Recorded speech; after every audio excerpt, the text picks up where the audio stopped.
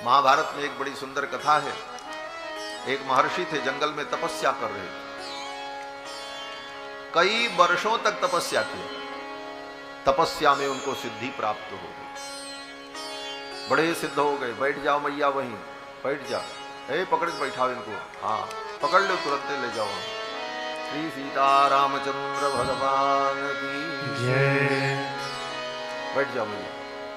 तो बड़े सिद्ध महात्मा थे, हजारों वर्ष तप किया, अब सिद्धि प्राप्त हो गई। हुआ ये कि वो तपस्या कर रहे थे बैठकर, तब तक एक चिड़िया कहीं से आई और चिड़िया ने उनके सिर पर बीट कर दिया। उड़ रही थी वो चिड़िया, उसने बीट कर दिया। सिर उठा करके देखा, तपस्या का तेज था, आंखों की दृष्टि पड़ते ही वो चिड़िया भस्म हो गई। तब उनको लगा, अरे इतनी सिद्धि हमें प्राप्त हो गई।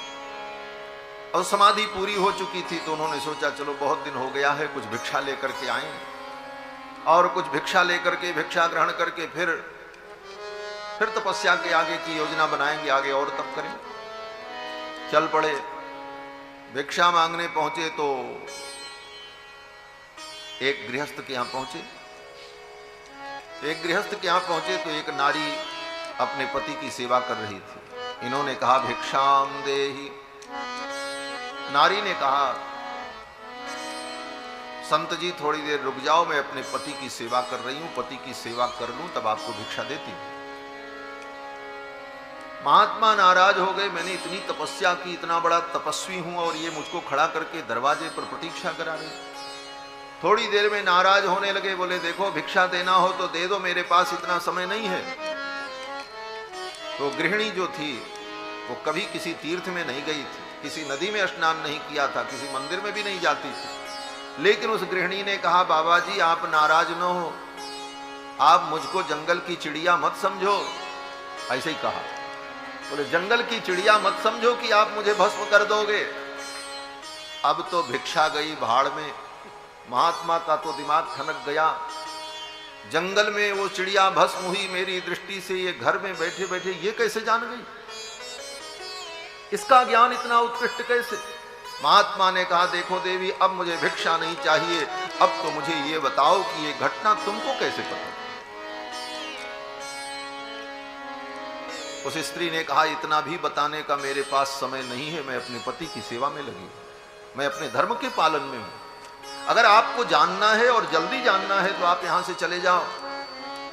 आगे नगर में जाने पर सदाव्रती वो एक व्यापारी है, उस व्यापारी के द्वार पर जाना। वो व्यापारी के द्वार पर बड़ी भीड़ रहती है, लोग आते हैं, उसके दुकान से सामान खरीदते हैं, उससे पूछ लेना।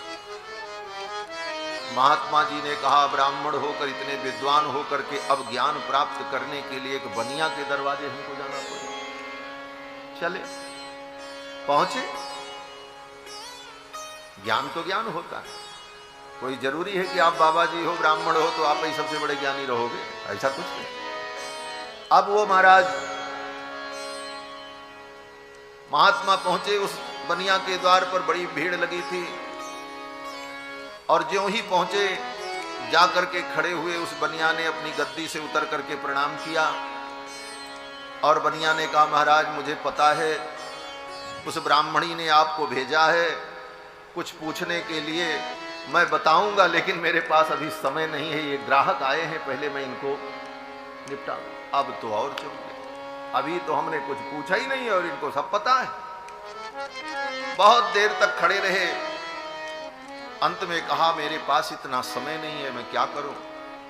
तो उस बनिया ने कहा कि अगर इतनी बात है, आपको जल्दी है, तो आप ऐसा करो यहां से चले जाओ, थोड़ी दूर पर एक कसाई है, वो मांस बेचता है, उससे जाकर के मिल लेना, वो सब बता देगा। अब लोग पहुंचे कसाई के दरवाजे, वो बेचारा मांस तौल रहा था, जल्दी जल्दी हाथ पैर धोया और धो करके बैठा, स्वागत किया। बोले महाराज आपको व्यापारी ने भेजा है। अब तो बाबा जी का सब ज्ञान विज्ञान भूल गया। बोली क्या लीला हो रही है। बोले मैं ये जानना चाहता हूं कि वो चिड़िया भस्म हुई, ये घटना उनको कैसे पता चली और मेरे पहुंचने के पहले उस व्यापारी को ये ज्ञान कैसे हो गया, ये सब क्या है। बात केवल थोड़ी सी थी। अंत में उसने बताया कि जो तपस्या आपने जंगल में रहकर हजारों वर्ष किया, वह गृहिणी अपने पति की सेवा करती है, वही उसका परम धर्म है। उस धर्म से ही उसको वो सिद्धि प्राप्त हो गई जो सिद्धि आपको जंगल में मिली। एक बनिया अपने स्वधर्म का पालन करते हुए न्याय पूर्वक अपना व्यापार कर रहा है और अपने घर में रह करके अपने धर्मोचित जीवन को जी रहा है, इसलिए उसको ये सिद्धि प्राप्त हो गई जो सिद्धि आपको जंगल में प्राप्त हुई। और मैं कसाई हूं, मेरा यही धर्म है मांस विक्रय। मैं अपने धर्म का पालन करते हुए अपने जीवन के लिए, मेरे लिए जो धर्म है, शास्त्र ने जो कहा है, मैं उसी धर्म का पालन करता हूं और इसका परिणाम कि मैं भी संतुष्ट और प्रसन्न हूं और मुझे भी भगवद अनुभव होता है। और ये सब बातें मुझे पता चल गई। तब जाकर के उन ब्राह्मण देवता को समझ में आया अपने स्वधर्म का पालन ही सबसे बड़ा धर्म है और सबसे बड़ी भक्ति है। आज हम स्वधर्म को छोड़कर न वर्ण धर्म, न यज्ञोपवीत, न संध्या, न वंदन, न गायत्री का जप, न आहार की शुद्धि, न व्यवहार की शुद्धि, बस केवल तीर्थों में चले जाना और मंदिर में चले जाना, इतने मात्र से आप धर्मात्मा नहीं हो। जीवन की हर क्रियाओं को धर्म के अनुकूल किया जाए। भोजन, शयन, व्यापार, विवाह, संतानोत्पत्ति, यहां तक की चिकित्सा, बीमार होने पर दवा करनी, बोले दवा करना भी धर्म है, लेकिन दवा के नाम पर गंदी चीज खा लेना यह धर्म नहीं। आज यही भी होता है, इसका निवारण नहीं कर पाते। क्या बोले डॉक्टर ने कहा है शरीर में प्रोटीन की कमी हो गई, अंडा खाओ, तो संडे हो या मंडे रोज खाओ अंडे। टीवी में प्रचार आएगा, रेडियो में प्रचार आएगा। तो महाराज अब प्रोटीन के नाम पर और विटामिन के नाम पर और दवा के नाम पर आप कुछ भी खाने लग जाओगे तो यह अधर्म होगा। दवा खानी चाहिए, चिकित्सा करनी चाहिए। औषधम जाह्नवी तोयम वैद्यो नारायणो हरिः। औषधि गंगा के समान होती है और वैद्य नारायण के समान होता है, लेकिन इसका मतलब ये नहीं है कि औषधि के नाम पर और डॉक्टर के कहने पर आप गंदी चीज उठा करके खा लें। धर्म जो कहे वही औषधि भी करनी चाहिए। औषधि तो समस्त प्राणियों के लिए है। औषधियां भी 3 प्रकार की होती हैं, सात्विक, राजस, तामस। तामसी प्राणियों के लिए भी औषधि है। विटामिन, प्रोटीन तो हर वस्तु में होता है। अगर विटामिन के चक्कर में ही कुछ खा लें तो जो सूअर गंदगी खाता है तो विटामिन तो उसमें भी होता है, तभी तो सूअर का शरीर इतना मोटा हो जाता है।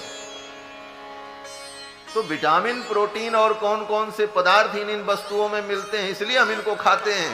बोले तो सूअर तो गंदगी खा करके इतना मोटा हो जाता है, उसमें भी विटामिन है, उसमें भी शरीर के पोषक द्रव्य हैं, तो फिर इसका मतलब यह है कि गंदगी खा लें।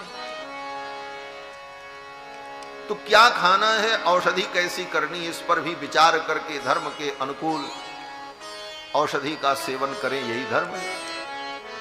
तो जीवन की समस्त क्रियाएं शास्त्र और धर्म के मर्यादा में हो, इसी का नाम धर्म है, और तब पूरा जीवन धर्ममय होता है।